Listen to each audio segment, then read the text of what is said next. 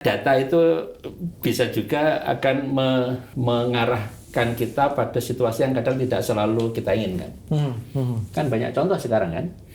Misalnya ada bukunya Susana Zuboff misalkan, The Age of Surveillance Capitalism misalkan. Kemudian juga ada buku-buku yang lain terkait dengan bagaimana data disalahgunakan. Kalaupun sudah punya data yang reliable, punya data yang bermanfaat begitu ya, punya data yang kita sudah cleaningkan begitu. Tetapi kalau kita belum ada governance yang baik, maka satu kita akan terkotak-kotak begitu. Kemudian kedua, jadi nggak jelas nih siapa menghasilkan apa begitu.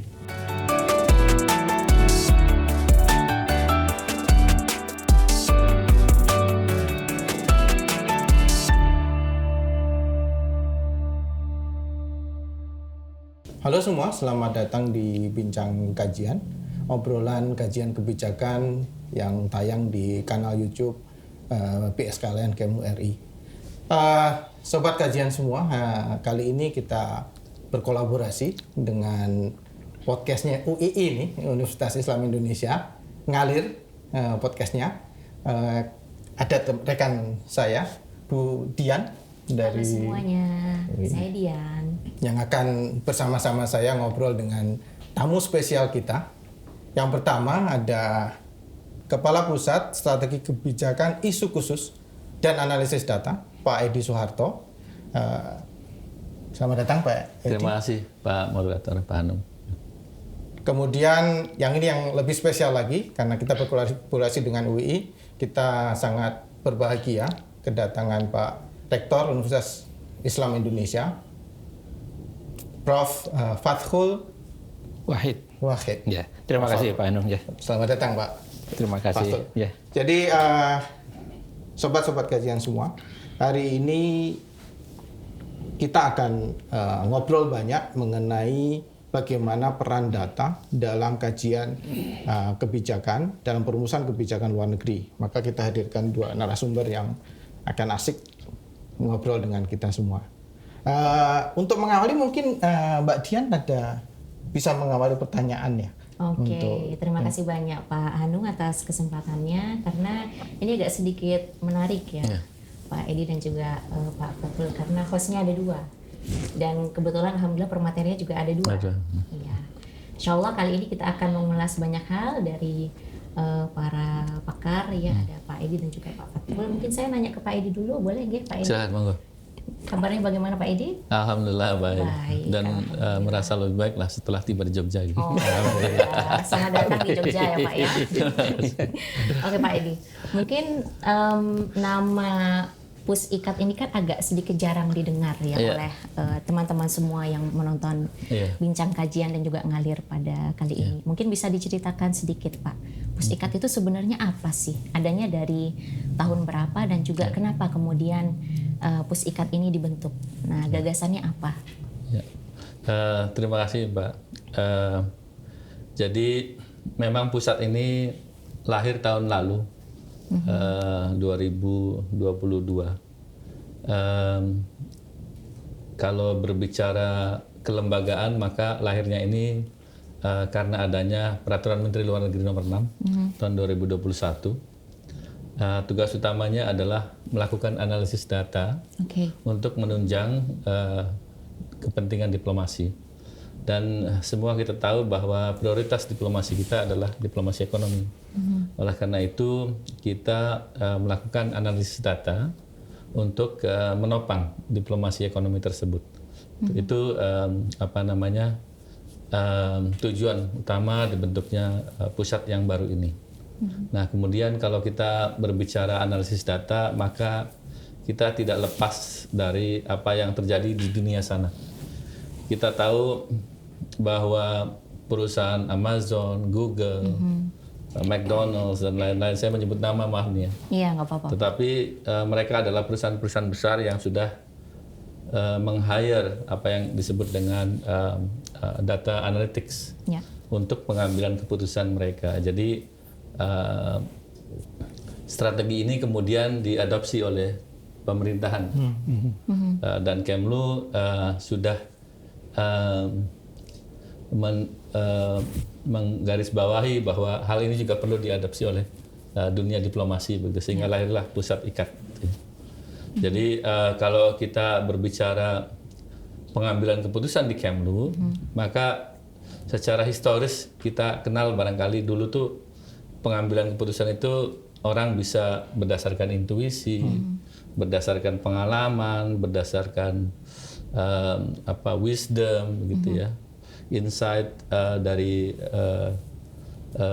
staff, pandangan-pandangan mereka. Tapi kemudian ini kan berubah menjadi data driven gitu. Jadi pengambilan keputusan itu yang teruji lebih baik adalah yang berdasarkan data gitu. Nah, ini misalnya ditopang oleh penelitian Oxford Economics yang mengatakan bahwa 78% pengambilan keputusan yang dilakukan oleh para profesionals adalah dengan menggunakan data.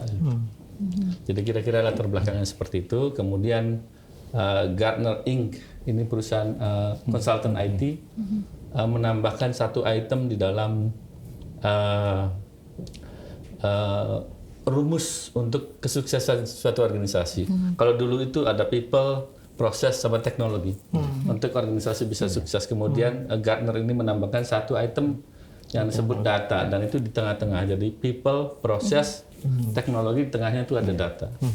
Nah, kemudian Jeff Weiner misalnya juga memperkuat bahwa data really powers everything that we do. Jadi Jeff Weiner ini CEO dari LinkedIn, Pak. Jadi inilah latar belakang kenapa data analisis ini lahir di Kementerian Luar Negeri itu, untuk memberikan insight kepada para pengambil keputusan, kepada pimpinan, sehingga keputusannya yang diambil lebih reliable, lebih terukur. Oke, jadi bisa kita katakan bahwa apapun sekarang semua harus berbasis data ya Pak ya, termasuk dalam pengambilan keputusan. Ya. Mungkin Pak Edi juga bisa cerita sedikit, mungkin nanti sebelum kita lanjut ke Pak Fathul, berkaitan dengan bagaimana kemudian adanya PusIKAT ini bisa meningkatkan kesadaran pentingnya data dalam perumusan kebijakan. Mungkin kan kalau di pemerintah ya kita bisa melihat tren penggunaan data itu kan juga semakin masif, tapi mungkin masih belum semuanya mengandalkan data gitu Pak. Ya, memang ini tantangan tersendiri. Jadi kegiatan besar pertama yang kami lakukan di pusat ICAT ini adalah Foreign Policy Data Talks begitu. Kami menghadirkan para ahli dari dalam dan luar negeri untuk memberikan masukan kepada kita bagaimana pusat ICAT ini bisa menjadi ruh atau bagaimana mendrive kebijakan luar negeri nantinya yang berbasis data begitu. Jadi kita dengarkan pendapat, kita dengarkan masukan, termasuk dari kementerian yang sudah melaksanakan seperti Kementerian Keuangan, Kementerian Kesehatan begitu. Jadi memang ada beberapa kementerian yang sudah maju melakukan ini. Mereka sudah punya tim. Berapa kali Pak? Kemarin yang besar itu 1 kali. Oh, 1 kali. Jadi kami sekarang sedang membuat roadmap peta jalan menuju organisasi Kemlu yang nantinya berbasis data begitu. Dan memang yang paling penting nanti ruhnya adalah kita berbicara budaya data. Jadi kalau nanti semua orang berbicara budaya data, maka organisasi ini dengan sendirinya akan menjadi organisasi yang berbasis data. Tidak gampang begitu karena ini kan ada shifting of mind. Tetapi kalau kita perhatikan di pusat misalnya, Ibu Menteri itu sudah menggunakan data dimanapun beliau mengadakan pertemuan atau bernegosiasi, bahkan ketika pertemuan dengan DPR itu yang muncul adalah angka-angka, data-data begitu. Baru beliau menyampaikan posisi perkembangannya begitu. Jadi sepertinya ini sudah mulai juga oleh Ibu begitu ya. Tinggal memang bagaimana ini menjadikan paradigma ini kemudian menjadi belief dari kita semua gitu, bahwa hanya dengan mempertimbangkan hanya insight data ini kemudian pengambilan keputusan itu lebih terukur begitu, lebih baik lagi. Baik. Wah, ya, ini Mbak Dian, ini ya apa yang disampaikan Pak Kapus itu jadi sesuatu yang menarik ya, menampilkan hal baru bahwa budaya data menjadi sebuah new normal ya. budaya semakin aware. Mungkin tidak hanya Kementerian Luar Negeri, hampir di semua governance ya Pak Fatul ya. Maka tergelitik saya untuk menanyakan ke Pak Fatul nih sebagai pakar yang sering nulis mengenai tata kelola terutama di bidang teknologi informasi Pak. Dengan kemajuan ICT Pak, TIK ini ya, kemajuan disrupted everything termasuk di governance. Bagaimana tata kelola data yang baik nih? Sehingga tadi yang disampaikan Pak Edi mengenai bagaimana perlunya analisis data yang lebih kuat dalam perumusan kebijakan. Bagaimana kita menggovern ini? Tata kelolanya seperti apa? Baik, terima kasih Pak Anung, Manajen, Pak Kapus. Ada beberapa isu yang tampaknya bisa mewarnai diskusi. Yang pertama adalah ini untuk apa? Gitu. Artinya ini akan membuat kita mencari arah yang tepat. Misalnya, tadi untuk kebijakan atau diplomasi ekonomi. Artinya kan data terkait menjadi penting. Nah, pertanyaan yang kedua adalah ada datanya enggak? Nah, kalau enggak ada dicari di mana gitu nah. Kalau sudah ada, bentuknya seperti apa? Apakah terstruktur, apakah tidak? Ini kan memerlukan pengolahan yang berbeda. Nah, baru kemudian saya yakin data ini kan tadi disebut data driven ya. Mungkin level yang lebih tinggi kalau saya menyebut itu data inspired gitu. Artinya apa? Pengalaman, akumulasi, interaksi yang selama ini terjadi antar negara itu menjadi tambahan amunisi untuk menginterpretasikan data. Nah, sehingga bisa jadi bayangan saya tadi ketika membaca ada pusat baru itu saya membayangkan di Kemlu nanti ada satu ruang besar, gitu kan? Dengan dashboard yang besar, ada peta global di sana, dan semua data berlayar-layar itu ada, dan itu langsung bisa kita menentukan, kita kalau di negara itu bisa terlibat seperti ini. Sekarang yang menjadi perhatian warga negara X itu ini loh. Nah, misalnya, saya membayangkan berita di banyak negara itu kan bisa diolah, datanya tidak terstruktur. Ternyata di negara A itu yang sekarang menjadi perbincangan adalah konflik di wilayah tertentu misalnya, dan ternyata punya dampak di sana. Dampaknya apa? Pasukan gandumnya bermasalah misalkan. Nah, artinya kalau kita bicara ekonomi, saya membayangkan seperti ini. Kira-kira negara mana toh yang punya kelebihan pasukan gandum dunia? Yang itu bisa kita dekati dan lain-lain. Nah, kalau itu bisa nanti tampilkan dengan cara yang pas sehingga mudah diinterpretasikan, tapi akan sangat menarik. Apalagi kalau itu bisa diakses oleh semua diplomat yang berkepentingan. Jadi Pak Fatul, jadi yang Bapak sampaikan artinya yang paling pokok adalah memahami tujuan dari olah datanya, kemudian sources dari datanya, baru kita ngomong tata kelola. Betul, itu pola pikir satu. Artinya kita pola pikir berbasis tujuan kita. Tapi kita juga harus menyiapkan dengan kejutan. Artinya pola pikir yang lain. Data itu bisa berbicara apa? Ya, jadi ada tilikan-tilikan baru yang tidak pernah kita bayangkan. Kita harus menyiapkan diri. Jangan-jangan selama ini persepsi kita itu agak kurang pas loh, perlu dibelokkan sedikit. Nah, sehingga ada dua pendekatan, ada deduktif, ada induktif. Nah, jadi tidak hanya bermula dari masalah, tapi juga bisa bermula dari potensi. Karena tadi Pak Kapus sudah mengatakan data ini adalah bahan bakar baru, minyak baru. Nah, itu kan kalau disiksa dia ngaku. Disiksa itu ngaku dengan beragam cara, kan analisis statistika, kecerdasan buatan, dan mengaku polanya seperti ini loh. Itu yang saya bayangkan. Kalau itu bisa kok menurut saya luar biasa. Jadi tidak hanya terjadi di film-film Hollywood, nah, tapi di dunia nyata pun itu bisa terjadi. Bisa nggak Pak Fatul ini yang terjadi ini yang disampaikan Pak Kapus tadi mengenai New Oil dan sebagainya menjadi sebuah bahan untuk menjadi foreign policy outlook misalnya? Saya melihat itu sangat mungkin, Pak. Sangat mungkin. Ini kan bisa pemodelan kebijakan, kira-kira gitu. Dan ketika data itu ditambang dengan tepat, diolah dengan cara yang pas, dengan beragam algoritma lah kira-kira seperti itu, dan menghasilkan tilikan-tilikan yang relevan. Artinya data itu kalau data tidak selalu bermakna. ketika tidak diolah dengan tepat dan memberikan tilikan yang relevan. Ya. Dan data itu menjadi sampah. Ya. Nah, hanya memilah data juga penting. Mengapa? Karena sekarang itu bukan era mencari data, mencari informasi, tapi memilah. Karena terlalu banyak.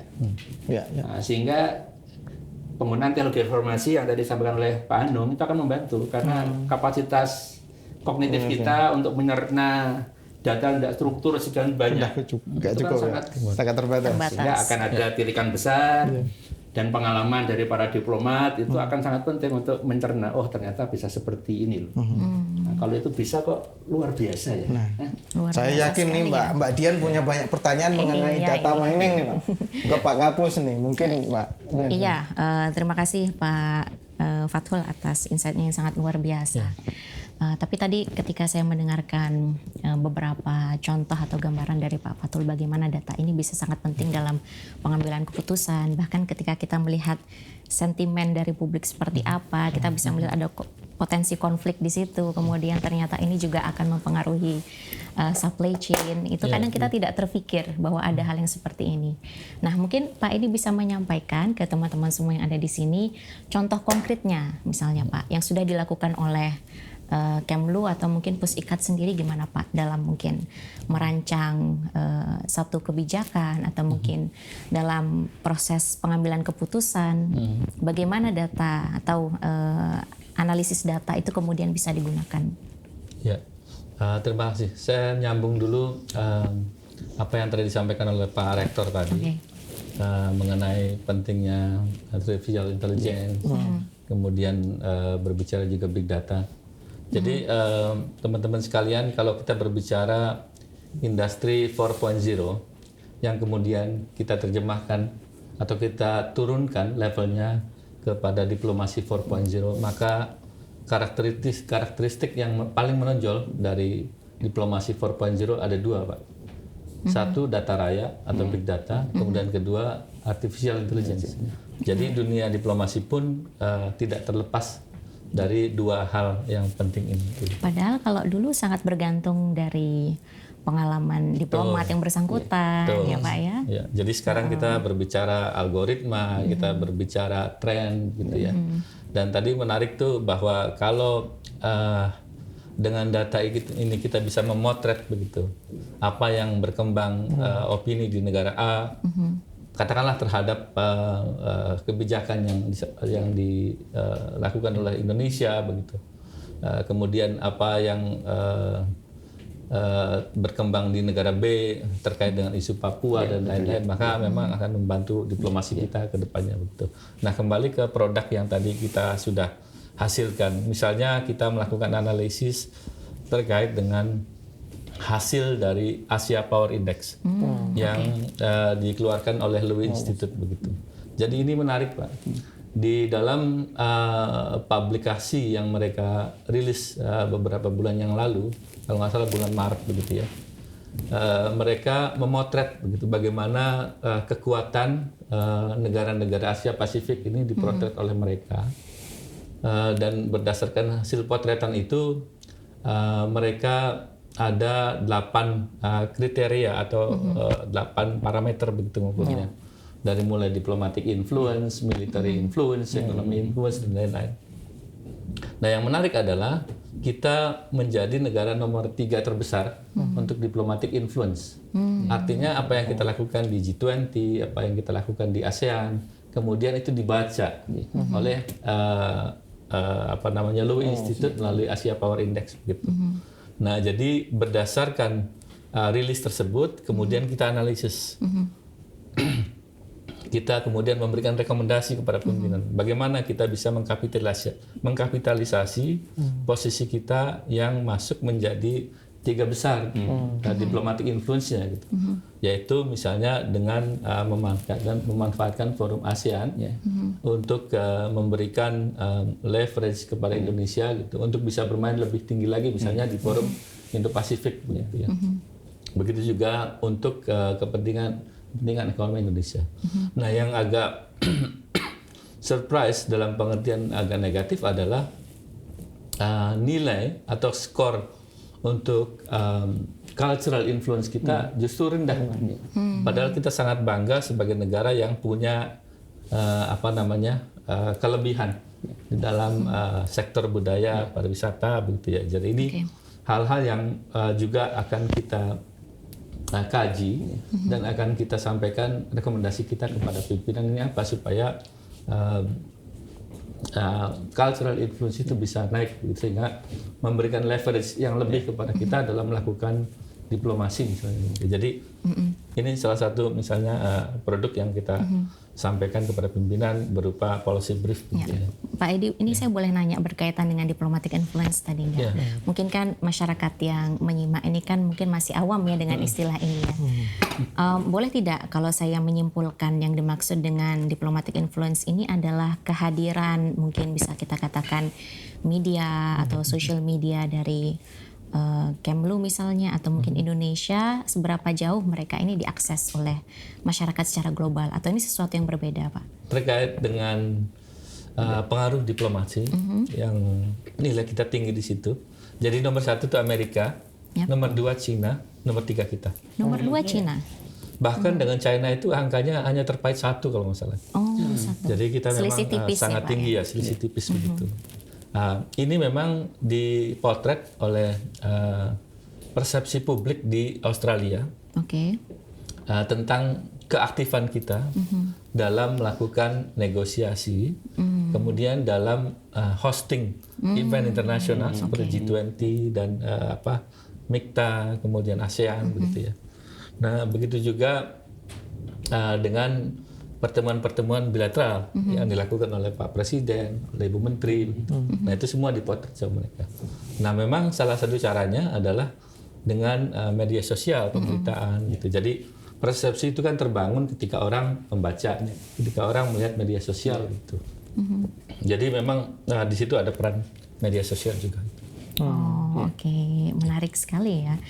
Ya. Ini nanti kita akan bertanya lagi ke Pak Edi, teman-teman semua. Tapi mungkin ini waktunya Pak Hanung bertanya nih, karena beliau dari tadi sudah berpikir, kayak mau nanya ke itu Pak dia Rektor. yang saya pikirkan. Jadi yang menarik tadi yang disampaikan Pak Kapus mengenai hasil-hasil Lowy Institute, Pak. Tapi saya ingin muter dulu, Pak. Kadang-kadang kan ini mengenai analisis data analitik ya. Tadi Bapak sampaikan yang penting adalah sources-nya. Problem yang dihadapi oleh organisasi pemerintah biasanya karena we are quite late ya into it adalah kelatahan, Pak. Latah untuk menggunakan data, memakai ICT, menggunakan aplikasi untuk narik data dan sebagainya, bikin data center yang kemudian menggunakan banyak sekali aplikasi. Bagaimana menghadapi challenge ini, Pak? Terutama kan Pak dari kami ya, ada pusat baru yang harus mengelola data dan sebagainya. How we can mitigate these challenges, Pak? Saya melihat yang pertama ini kan terkait dengan kepemilikan data, atau data ownership kan. Data itu milik siapa? Kemudian kalau itu sudah ketemu, pertanyaannya pemiliknya itu berkenan mau nggak berbagi? Oke. Kalau mau sampai level apa? Nah, pertanyaan kan gini, kalau Kemenlu itu kan sama dengan kementerian yang lain ya? Levelnya kan? Levelnya betul. Kan tidak bisa memerintah kira-kira gitu. Nah, sehingga saya membayangkan itu harus ada yang lebih atas. Ini yang mengorkestrasi bahwa kamu harus store data ke sana. Kamu harus buka pintunya selebar ini loh. Tanpa itu kan tamunya agak susah ya. Apalagi setara kan ya. Betul. Dalam hubungan birokrasi kan ini setara. Betul. Nah, jika kalau itu mungkin, tamunya akan sangat menarik. Seperti contoh misalnya membayangkan ini dengan latar belakang saya yang dari informatika yang agak awam, contoh misalkan data dari Departemen Perdagangan itu kan lebih lengkap ya katakanlah. Betul. Terkait dengan ekonomi tadi kan. Jadi potensi negara kita dan juga negara lain, misalkan hubungan ekspor impor dan lain-lain. Kalau itu bisa misalkan menjadi salah satu data yang juga masuk ke sistem yang akan dibangun, sehingga bisa memetakan potensi dari setiap negara, relasi hubungan dagang apa yang mungkin, sehingga adalah menambah surplus. Misalkan itu menjadi menarik. Nah, kalau itu bisa ditayangkan dalam bentuk yang sederhana dan mudah dicerna, Saya yakin akan sangat menarik. Saya yakin datanya banyak. Karena kekayaan data itu punya implikasi lain, yaitu kemiskinan atensi. Iya. Nah makanya kita harus dibantu oleh teknologi supaya atensi kita tetap. Pakai teknologi itu harus mengunyah dulu, setengah matang, paling nggak seperti itu. Kalau bisa matang bagus. Nah kemudian kita teruskan kunyahannya. Iya. Nah, dengan mungkin diskusi yang lebih mendalam, mencari strategi yang pas dan lain yang saya bayangkan seperti itu, Pak. Kayak kebanjiran ya, Pak ya? Betul, jadi kebanjiran data, kemudian kita jadi nggak bisa sempat berpikir untuk menganalisa. Yang saya ambil dari Pak Fathul tadi, ini tadi kayaknya awam gitu ya beliau menyampaikan, tapi ini sangat spot on ketika beliau menyebutkan mengenai kolaborasi, Pak. Pandangan Bapak mengenai kalau ini masuk ke dalam ranah pengelolaan satu data Indonesia misalnya, mungkin Bapak bisa memberikan pandangan. Ya. Pertanyaannya sekarang pertama adalah soal teknologi. Teknologi sebetulnya itu tidak begitu bermasalah. Tapi dari sisi politik, relasi kuasa, hubungan antar aktor, ini kan perlu diperjelas dulu kan. Oke. Kalau tidak, ini kan agak susah. Niat kita baik, karena teknologi memungkinkan, tapi relasi antar aktor, relasi kuasa dan lain-lain ini tidak tuntas. Karena itu menurut saya salah satu yang mewujud di banyak konteks di Indonesia. Banyak niat baik, tidak bisa berjalan dengan tuntas, sempurna, karena tadi lupa faktor-faktor non teknis. Dan itu sudah terjadi di banyak tempat, termasuk satu peta dan lain-lain, permasalahannya sama. Betul. Nah, sehingga pertanyaan sekarang adalah kita memulai dari mana? Apakah katakanlah tadi mengetok pintu semuanya yang punya data, sampai level mana mau berbagi? Dan ini kalau tidak mau ya perlu ada otoritas yang lebih atas, kira-kira seperti itu. Nah, kemudian data itu mau diapakan? Ini juga penting. Termasuk juga karena ini kita berpikir keberlanjutan, kontinuitas dan lain-lain, maka suplai data dan pengolahan data ini tampaknya juga harus menggunakan sistem dan teknologi yang bisa mengelola dengan cepat. Apalagi dengan perubahan dunia yang kalau saya salah mau dikoreksi Pak Kapolri sangat cepat. Sangat cepat. Dan harus direspon dengan cepat supaya tidak terlambat. Sebagai contoh, orang tidak membayangkan kan, misalkan konflik di Ukraina. Oh ternyata itu punya dampak inflasi besar di Inggris misalnya, punya dampak inflasi besar di Eropa. Kita beruntung misalnya, kita gerak cepat mitigasi. Pasokan gandum dan lain-lain. Konflik Rusia kok punya dampak di harga Indomie yang naik misalkan, nggak terbayang kan? Karena dunia sudah terhubung, sudah terhubung, jadi kejadian di pojok sana itu punya dampak di sini. Betul. Sehingga kalau kita tidak cepat kan keburu dampaknya masuk, kira-kira seperti itu. Itu bayangan saya, Pak Kapus. Ini kolaborasi tadi, mungkin saya ke Pak Kapus ya, Pak Kapus. Kolaborasi data tadi yang disampaikan Pak Fathul. Bagaimana kita sebenarnya mengawinkan? Sebenarnya kan kita punya 132 perwakilan di luar negeri. It's a very big first person data gitu Pak. Primary data yang cukup abundant sebenarnya, kita cukup punya kekuatan. Bagaimana kita bisa mengelola ya, dari mungkin pusat baru sudah punya proyeksi ke depan, bagaimana mengawinkan this primary data yang collected from this 132 missions, Indonesian missions, dengan yang tadi Pak Fathul sampaikan, data-data secondary dari data perdagangan. Monggo Pak Kapus. Terima kasih Pak Hanung atas pertanyaannya. Jadi ini ada dua hal ya. Satu adalah terkait dengan koordinasi kerjasama internal di Kementerian Kemlu dan kementerian yang lain. Kita kan punya satu data ya. Kemudian memang kalau kita lihat di sini yang baru kita provide data itu terkait dengan data WNI kita Pak di luar negeri.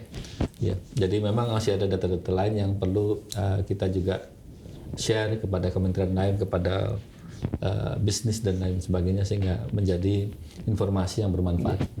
Nah, tentunya yang pertama untuk hal ini kita harus bisa bekerja sama, artinya ada ekosistem yang baik di situ. Karena begini, misalnya dengan satu data itu kita bisa mendapatkan data dari BPS as it is begitu. Tetapi kalau kita minta data yang lebih detail, kita minta data yang katakan lebih rahasia, gitu, maka perlu payung MOU kerjasama begitu. Jadi kita harus bangun ekosistem kerjasama dengan kementerian terkait di sini. Yang kedua dengan perwakilan, ini memang sumber yang sangat mewah, Pak. Kita punya 132 perwakilan di luar negeri. Tentunya kita kaya akan data begitu kalau kita bisa mengolahnya dengan baik. Gitu. Jadi ini perlu memang kita meng-hire apa yang tadi Bapak sebutkan di awal sebagai artificial intelligence begitu. Ini kan big data. Betul. Big data ini kalau kita tidak kelola, kita tidak manfaatkan, maka akan sia-sia begitu ya. Jadi memang kita perlu sistem pengolahan yang baik begitu, sehingga nanti data-data itu bisa kita baca, bisa kita buat mapping begitu di mana di negara apa yang mempunyai kemampuan apa atau mempunyai fasilitas atau mempunyai potensi apa begitu, sehingga nanti kita punya informasi yang lengkap begitu. Kalau kita mau melakukan negosiasi dengan negara A, maka semua informasi yang kita perlukan ada di situ. Gitu. Nah sekarang misalnya kita sih punya dashboard, Pak, namanya InvestorLink begitu. Sebenarnya ini dashboard untuk pencatatan investasi kita di luar maupun investasi luar ke dalam begitu. Jadi dari proses awal kita monitor bagaimana keseriusan investor untuk melakukan investasi, bagaimana investor kita untuk melakukan investasi di luar begitu ya. Nah, tapi di luar itu kita juga bangun informasi lain terkait negara-negara tersebut. Sebenarnya mirip dengan country profile begitu. Jadi ketika kita nanti perlu informasi tentang negara A, maka kita klik di situ, maka keluarlah semua informasi yang kita butuhkan, terutama informasi strategis yang diperlukan oleh pimpinan begitu. Jadi sebenarnya kita pengen jadi intelligence unit begitu. Intelligence unit yang bisa memberikan gambaran, bisa memberikan informasi yang utuh, yang strategis kepada pimpinan begitu. Ketika kita ingin engage dengan suatu negara begitu. Jadi arahnya ke sana. Nah, tentunya data ini kan harus diolah gitu ya. Betul. Kalau kita berbicara prosesnya, maka akan ada text mining di situ, ada data cleaning di situ, ada pengolahannya. Dan ini kalau kita bicara data analisis, data analisis ini kan prosesnya tuh ada 5. Jadi dari awalnya kita identifikasi masalah, apa yang mau kita selesaikan di situ, apa kita mau bikin deskriptif analisis, atau kita mau bikin preskriptif atau yang lain-lain begitu, maka kita tentukan dulu di pertanyaannya. Kemudian kita mining data atau crawling data, cleaning data, kemudian yang paling penting adalah data analytics. Data analytics ini kita tidak bisa menggunakan sumber daya yang ada begitu, karena seringkali ini satu dari segi waktu akan time consuming gitu ya. Kemudian kedua kurang reliable. Oleh karena itu diperlukan artificial intelligence, aplikasi dan sebagainya. Dan yang terakhir visualisasi. Nah, pimpinan nanti akan melihat visualisasinya seperti apa.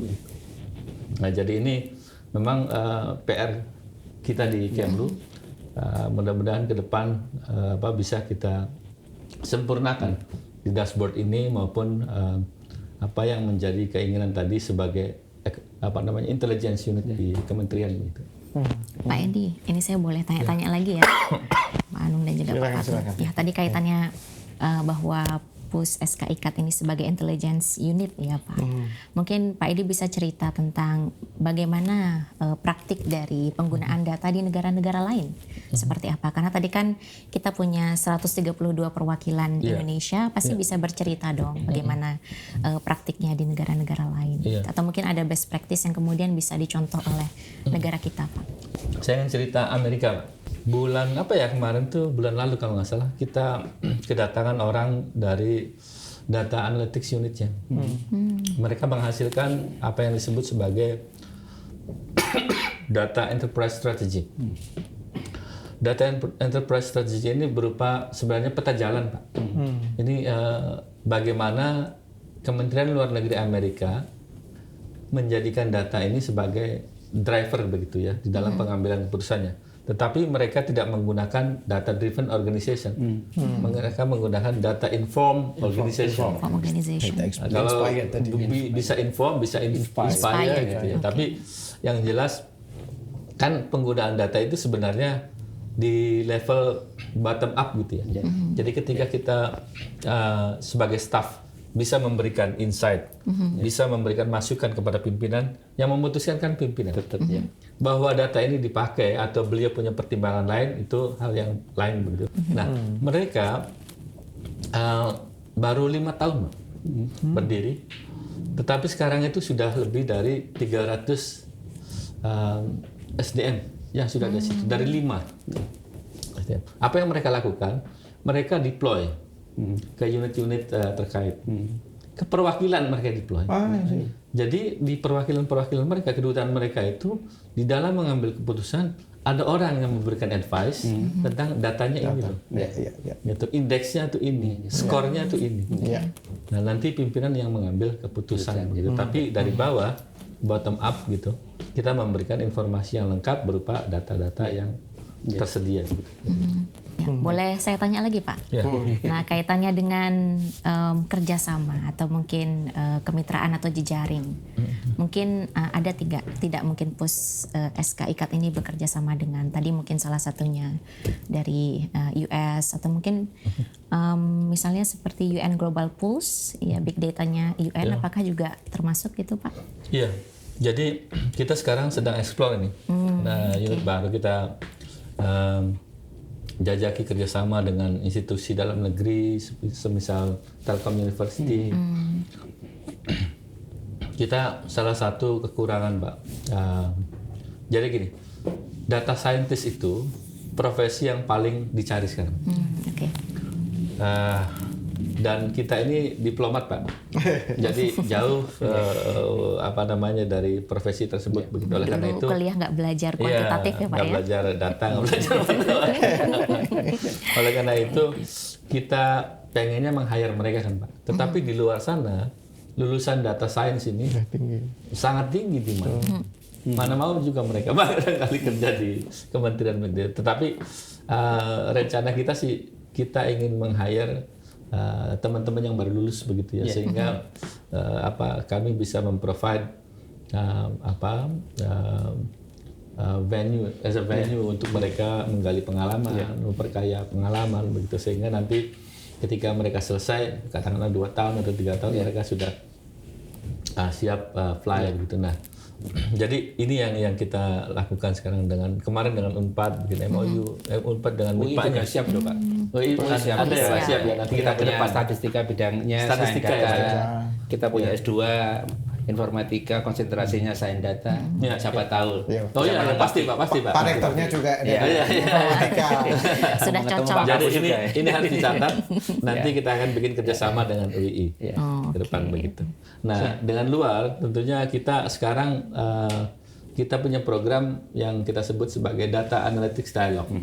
Jadi sementara ini kita melakukan dialog yang sudah kemarin misalnya dengan Belanda, mereka juga punya unit yang mengolah data ini Pak untuk menjadi pertimbangan pimpinan mereka mengambil kebijakan. Nah, akhir bulan ini juga mau ke Korea begitu, kita mau belajar dari mereka. Tetapi di dalam negeri pun kita harus perkuat ini, karena SDM kita kurang, makanya kita senang sekali kalau ada universitas yang kirim mahasiswanya magang ke tempat kita, apalagi nanti kalau sudah ada MOU Kementerian Luar Negeri dengan Kementerian Pendidikan, kita bisa tampung juga yang Merdeka Belajar, Pak. MBKM. Jadi nanti magangnya lebih lama dan kita bisa mendapatkan manfaat yang lebih bagus begitu dari mereka. Jadi ini yang sedang kita bangun begitu. Ya menarik Pak Kapus ya, Pak Dian. Ini pertanyaan mengenai kerjasama dan visi-visi bayangan ke depan ya Pak Fathul. Dalam bayangan saya ini it seems that kelihatannya bahwa kolaborasi itu kan pasti akan drive inovasi, Betul. Kalau orang sama-sama berkolaborasi, antar kementerian juga berkolaborasi. Tadi Pak Kapus menceritakan bagaimana kolaborasi dengan banyak pihak. dalam hal pengelolaan data tadi Pak, good governance in data, good data governance, let's say bagaimana tata kelola data yang baik, apa yang sebaiknya dilakukan, best practice seperti apa yang dilakukan sehingga bisa mendorong inovasi ke depan Pak, di pusat Pak Edi, kami bisa lebih memitigasi banyak hal sehingga proses untuk tumbuh Pak, berdialog dengan banyak pihak di luar negeri, bekerja sama dengan ini, bagaimana setelah itu terbangun, bagaimana governance dari data. Terima kasih Pak Anung. Salah satunya adalah kualitas data. Oke. Artinya kita perlu merumuskan mana data yang berkualitas, mana yang tidak. Ini bisa dilihat dari beragam aspek lah. Salah satunya misalnya terkait dengan relevansi. Yang kedua terkait dengan kontinuitas pasokan misalnya. Itu juga penting kan? Terus kemudian terkait dengan keandalan. Ini kan penting, bisa ditambahkan. Jadi banyak untuk mengukur kualitas data. Nah, ketika ini sudah, maka kita akan bicara tadi isu lain. Kepemilikan. Karena saya nggak yakin semuanya di satu tempat kan. Ini milik tersebar. Betul. Dan kemudian tidak kalah penting adalah juga pembagian peran. Contoh tadi, perwakilan 32 perwakilan. Itu terlibatnya seperti apa? Apakah hanya sebagai konsumen? Apa juga terlibat sebagai pemasok? Gitu. Nah, mereka bisa mengakses dashboard untuk memasuk data. Yang ini bisa digunakan tidak hanya oleh diplomat yang ditugaskan di negara tersebut, tapi bisa dipakai oleh semuanya. Nah, termasuk juga misalnya saya membayangkan juga nota-nota diplomat kan banyak kan? Itu kan bentuknya kan teks. Itu kan kalau bisa ditambah, kemudian bisa dicari polanya, namanya akan sangat membantu. Termasuk juga mengekspresikan pengetahuan tacit dari diplomat yang sebelumnya ke yang sesudahnya. Betul, kita punya forum di briefing kan? Tapi kan itu mungkin tidak semua bisa mengikuti lah.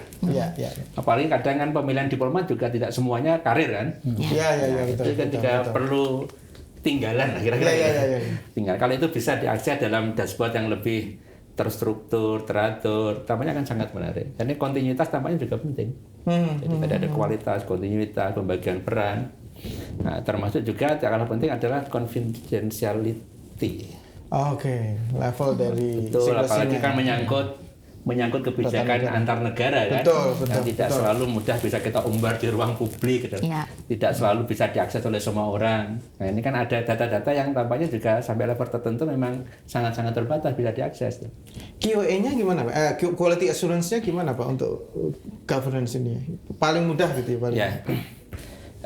Bayangan saya harus ada tim kecil lah paling enggak, yang itu nanti bisa memantau standar-standar yang sudah disepakati, termasuk juga tadi masalah pembagian kewenangan. Itu kan kalau tidak, itu kan tata kelolanya bisa bermasalah. Nah, yang tidak kalah penting tadi kembali kepada yang disampaikan oleh Pak Kapus tadi, budaya data, Pak. Kita sudah punya data, tapi diabaikan itu kan bisa sakit hati yang punya background. Betul. Tidak dianggap sebagai sebuah konsideran penting. Nah, bisa jadi memang belum sempurna. Bisa jadi relevansinya masih perlu ditingkatkan. Tapi itu kan bukan berarti tidak bermanfaat ya seperti itu. Apalagi misalnya sudah disiapkan semuanya dashboardnya, tapi tetap saja tolong diberikan dong. Itu bisa jadi terjadi. Artinya kan itu contoh budaya data yang paling konkret di lapangan lah gitu loh. Nah, saya punya contoh sederhana Pak Anu. Suatu saat saya ke Bangkok, saya membaca koran. Di koran di halaman pertama itu ada berita. Beritanya gini, Indonesia butuh komoditas ini sekian ton per tahun. Di koran di halaman pertama. Di Bangkok. Ini kan sangat menarik. Artinya apa? Produsen komoditas yang dicari itu langsung peluang Indonesia. Dan informasinya publik. Artinya apa? Tidak ada asimetri informasi. Semua pemain di Thailand punya kesempatan yang sama. Karena ini yang saya nggak tahu, ini perlu kita bahas di awal nggak ya, masalah nilai. Karena data itu bisa juga akan mengarah mengarahkan kita pada situasi yang kadang tidak selalu kita inginkan. Kan banyak contoh sekarang kan. Misalnya ada bukunya Susana Zuboff misalkan, The Age of Surveillance Capitalism misalkan. Kemudian juga ada buku-buku yang lain terkait dengan bagaimana data disalahgunakan. Gitu kan. Nah, salah satunya misalnya ketika data itu dikelola oleh penjaga gerbang, gatekeeper, untuk kelompok tertentu, nah gitu kan ya. Sehingga menjadi ada asimetri. Nah, ini kan membuat masalah baru. Oke. Karena tahu manfaatnya luar biasa itu. Ya. Nah, Seolah untuk meningkatkan legitimasi dia. betul. Nah, apalagi yang butuh panggung dan Ya, lain-lain. Ini hal-hal lain yang mungkin agak jauh kita diskusikan. Tapi menarik Pak untuk menjadi alert. Ya. Alert apalagi pusat baru di PSKLN Pak. Jadi menjadi alert bahwa there is a challenge untuk itu ya. Tadi itu Pak Edi soalnya sempat ngomong mengenai roadmap Pak. Foreign Policy Data Talks tadi ya Pak Edi ya. Berkaitan dengan governance ini mungkin Pak Edi bisa cerita mengenai roadmap-nya seperti apa sih ke depan. Jadi betul sekali Pak. Kita kalaupun sudah punya data yang reliable, punya data yang bermanfaat begitu ya, punya data yang kita sudah cleaningkan begitu. Tetapi kalau kita belum ada governance yang baik, maka satu kita akan terkotak-kotak begitu. Kemudian kedua, jadi nggak jelas nih siapa menghasilkan apa begitu. Nah oleh karena itu memang governance ini sangat penting. Nah di dalam roadmap kami itu punya 6 isu Pak di dalam roadmap itu. Pertama adalah tata kelolanya kita perbaiki. Jadi perlu ada peraturan Menteri Luar Negeri misalnya yang bisa kita mengakuisisi data misalnya begitu. Tapi di situ juga kita perlu mengatur bagaimana kita bisa men-share data kita kepada yang lain. Artinya sifatnya ini dua arah begitu. Nah, tapi ini kan tidak tidak semudah membalikan tangan. Betul. Semua punya ego, semua punya ownership yang besar, terlalu besar. Jadi ini kami sadar ini adalah proses yang perlu kita terus lakukan begitu supaya nanti ke depan bisa seamless gitu ya. Kemudian yang kedua berkaitan dengan keberadaan dan pengembangan SDM. SDM ya. Jadi kami sekarang SDM-nya sangat kecil Pak sebagai pusat baru, apalagi SDM yang terkait dengan data science, terkait dengan data analytics, gitu, terkait dengan statistik. Kita ini sangat kurang. Gitu. Kami hanya punya satu statistician, ahli statistik, satu orang. Jadi ini perjalanannya masih panjang. Kemudian yang ketiga, bagaimana kita melakukan promosi, melakukan kesadaran pentingnya budaya data. Bagaimana kita bisa meningkatkan literasi data. Ini yang menjadi isu yang kami masukkan ke dalam roadmap begitu, sehingga nanti pada level tertentu literasi data kita meningkat dan kemudian budaya data juga menjadi bagian yang inherent di kementerian begitu. Nanti kita juga kembangkan indeksnya Pak, karena kan kita harus ukur gitu ya. Nah terus yang ketiga, selanjutnya bagaimana kita melakukan mainstreaming kepada teman-teman tadi 132 perwakilan, bahwa ayolah kita mulai pengambilan keputusan, misalnya di suatu kedutaan Pak, melakukan promosi produk tertentu begitu. Nah ayo kita ingin mengajak mereka. Ini ada teorinya, ini ada datanya yang seharusnya bisa menjadi basis untuk kita melakukan promosi. Misalnya ada CTI, jadi bagaimana complementary suatu barang begitu ya dengan barang di negara lain. Artinya kalau mereka menghasilkan kopi, kita menghasilkan kopi, kita nggak bisa promosi kopi di sana, karena indeksnya sangat dekat begitu. Nah, jadi kemudian yang kedua, apakah kalau kita melakukan promosi kopi, memang itu sudah menjadi kebutuhan di sana? Katakanlah tadi indeksnya jauh begitu ya, sehingga kita bisa melakukan promosi kopi di sana. Nah, jenis kopi apa? Itu kan harus melalui bacaan data harus melalui survei. Jadi hal-hal ini yang ke depan kami ingin bangun, dan tentunya dalam melakukan mainstreaming itu, langkah yang awal-awal kita lakukan adalah kita memberikan edukasi tentang data ini penting loh gitu. Jadi saya kepada teman-teman, ayo kita teriak-teriak gitu untuk memberikan pemahaman, untuk memberikan kesadaran mengenai pentingnya data. Nah, ke depan kami juga ingin membangun ini sebenarnya itu, Sanum, apa yang kita sebut sebagai Marshall data gitu. Jadi orang-orang yang sifatnya non struktural begitu, yang sadar tentang data. Jadi kita untuk merubah itu, membuat perubahan, kita kan harus membentuk kelompok kecil. Champion Ya. Nah, champion ini nanti kita akan inkorporasi di dalam bentuk itu Marshall data itu.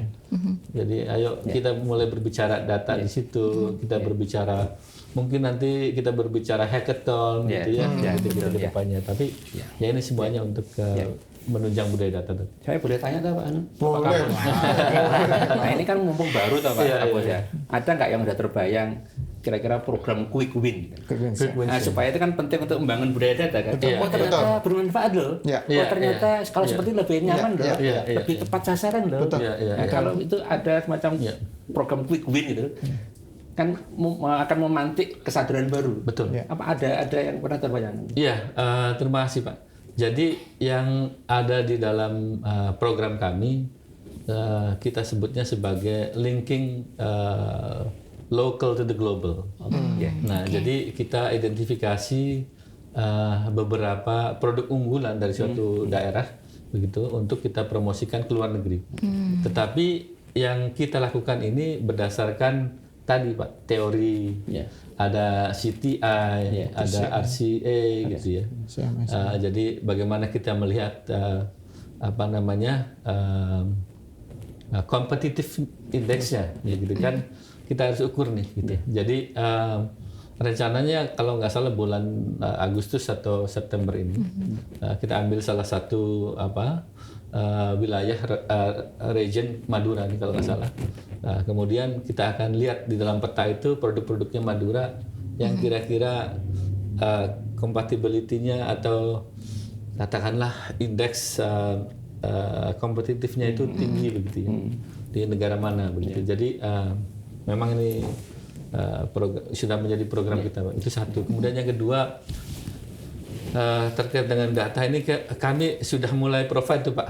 Kemarin Kemlu itu sedang membangun infrastruktur minimal untuk pelaksanaan diplomasi.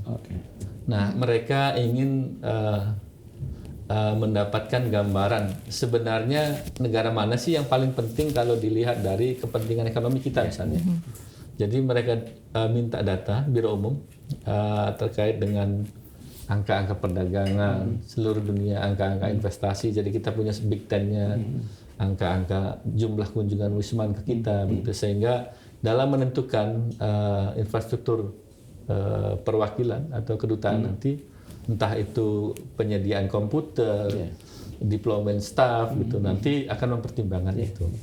Begitu. Jadi sifatnya apa ya? Ya tadi kita coba berdasarkan data gitu. Satu pertanyaan terakhir mungkin ya Pak Hanunggi, satu lagi, dan ini pertanyaannya mungkin untuk menutup bincang kajian dan juga ngalir pada sesi kali ini. Mungkin pertanyaannya untuk Pak Edi dan juga Pak Rektor.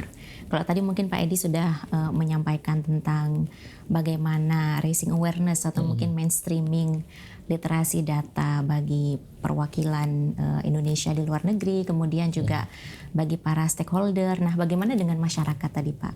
Agar masyarakat juga jadi lebih aware, kemudian literasi datanya meningkat, atau mungkin bisa mendapatkan akses data yang tadi misalnya ya, produk-produk yang kompetitif dari Madura. Nah, itu kan mungkin untuk eksportir seperti itu. Nah, bagaimana agar masyarakat itu juga bisa lebih tahu Pak, bisa lebih melek data?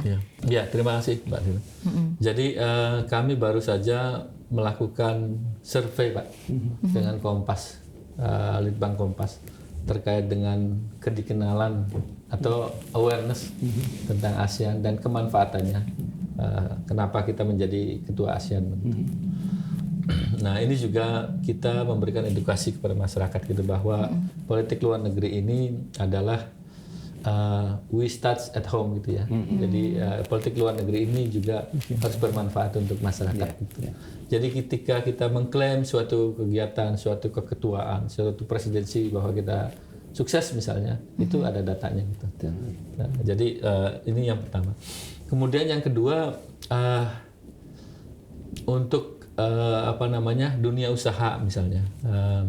Kita punya produk yang kita sebut economic intelligence di luar sebenarnya. Nah, economic intelligence itu memberi gambaran tentang suatu negara, situasi ekonominya seperti apa, kemudian iklim dunia usahanya seperti apa, kemudian produk-produk kita di sana itu yang menjadi unggulan apa saja, pesaingnya dari negara mana, kemudian apakah ada opportunity untuk lebih ditingkatkan. Nah, itu sebenarnya informasi kan sangat bermanfaat untuk dunia usaha kita. Dalam mereka melakukan ekspor maupun dalam menjajaki untuk outbound investment gitu misalnya. Nah, atau bahkan di dalam melakukan promosi untuk menarik wisman. Nah, ini memang menjadi agenda kita gitu ya ke depan supaya produk ini bisa sampai kepada stakeholders kita gitu, yang kemudian mereka bisa manfaatkan. Nah, tetapi untuk saat ini memang kami sedang koordinasi internal, begitu siapa nanti yang melakukan apa sehingga ini bisa sampai kepada stakeholder yang terkait begitu. Nah, kemudian sebenarnya di luar itu banyak sekali Pak data. Waktu saya di Rusia dulu, saya sama Pak beliau ini, Pak Dubes Wahid, saya membuat data tentang list companies baik yang by sector maupun list companies yang melakukan komunikasi dengan Indonesia atau investasi dengan Indonesia gitu ya. Jadi sebenarnya banyak sekali data-data dari Kemlu ya, yang bisa di-share, bisa bermanfaat bagi stakeholder di dalam negeri. Termasuk juga kalau dalam konteks pendidikan, harusnya tuh perwakilan punya data tentang di mana saja universitas yang mereka sediakan beasiswa. Kemudian bagaimana kemudahan-kemudahan yang mereka bisa berikan di universitas tersebut begitu, sehingga bermanfaat untuk adik-adik kita yang ingin melanjutkan sekolahnya, ingin mendapatkan pengalaman dan sebagainya. Baik, terima kasih Pak Edi atas pemaparan yang luar biasa. Mungkin terakhir ke Pak Rektor. Nah, Pak Fathul, gimana caranya kita bisa meningkatkan kesadaran masyarakat akan pentingnya literasi data? Satu, masyarakat ini perlu diedukasi dengan ilustrasi sederhana. Karena tingkat pemahamannya berbeda-beda. Dan ilustrasi itu saya bayangkan itu bisa memantik kesadaran baru lah. Contoh misalnya, apa sih yang terjadi ketika kita salah mengambil keputusan karena data yang diberikan pada kita itu tidak tepat? Ini kan langsung terpantik tuh. Jadi kalau orang dikasih bayangan konsekuensi, itu akan mudah tersadar. Contoh, ketika kalau saya ke adik-adik mahasiswa, kalau kamu suka mengumbar hujatan, ujaran kebencian di media sosial, nanti kamu akan bekerja. Dan bisa jadi tidak membuat usaha sendiri di tempat orang. Kamu akan diminta akun media sosialnya dan lain-lain, jejak gelap kamu itu akan muncul semua. Nah, setelah itu dia muncul kesan, oh betul ya. Kalau saya sekarang itu agak nakal, suka merundung orang lain dan lain, nanti punya dampak di masa depan. Nah, kesadaran terkait implikasi itu penting untuk membangun literasi. Jadi dipantik. Nanti gini loh. Jadi memang agak nggak sehat menakut-nakuti, tapi ini kan membangun kesadaran sehat ya. Kesadaran sehat. Itu salah satunya. Tentu saja yang tidak kalah penting adalah karena memori publik itu pendek. Jangan lelah. Harus terus, dan ini melibatkan banyak aktor itu. Karena memori publik itu pendek. Awareness campaign-nya harus terus-menerus ya. Betul terus, itu diingatkan. Melibatkan sebanyak mungkin aktor. Nampaknya itu. Ya. Oke, sobat kajian semua, saya tidak biasa mengambil kesimpulan dari sebuah diskusi ya. Jadi mungkin saya mohon mungkin Pak Kapus dan Pak Fathul, Pak Rektor untuk menyampaikan way forward Pak. Diplomacy and data atau foreign policy and data. Mungkin Pak Kapus dulu baru Pak. Ya. Ya. Ini menarik dan sebagaimana di awal-awal tadi kita diskusi panjang lebar mengenai betapa data itu penting di dalam pengambilan keputusan begitu. Sehingga pengambilan keputusan itu bisa terukur, kemudian bisa dipertanggungjawabkan begitu ya. Sebenarnya di dalam banyak cerita saya mulai memperkenalkan itu biasanya dari cerita yang sangat sederhana, Pak. Cerita itu saya ambil atau saya quote dari Ibu Dr. Supeli. Bu Hana Supeli ya. Iya, tentang masyarakat tahayul dan masyarakat ilmiah. Nah, kita bagaimanapun sebagai manusia modern, diplomasi modern, kita harus percaya kepada data, kita harus percaya kepada teori begitu. Jadi ini merupakan keniscayaan, tetapi ini juga tidak mudah begitu. Perlu kesadaran bersama, perlu usaha yang didukung oleh semua pihak begitu. Tapi lebih penting lagi adalah komitmen dari pimpinan. Gitu. Nah, untuk arah ke sana itu kami sebenarnya sudah mengagendakan MOU Kemlu dengan BPS. Kami sudah siapkan tagline yang nanti Ibu akan baca, yang mengamanatkan pentingnya data di dalam politik luar negeri atau di dalam berdiplomasi. Nanti tagline itu kami quote dan kami jadikan sebagai komitmen pimpinan.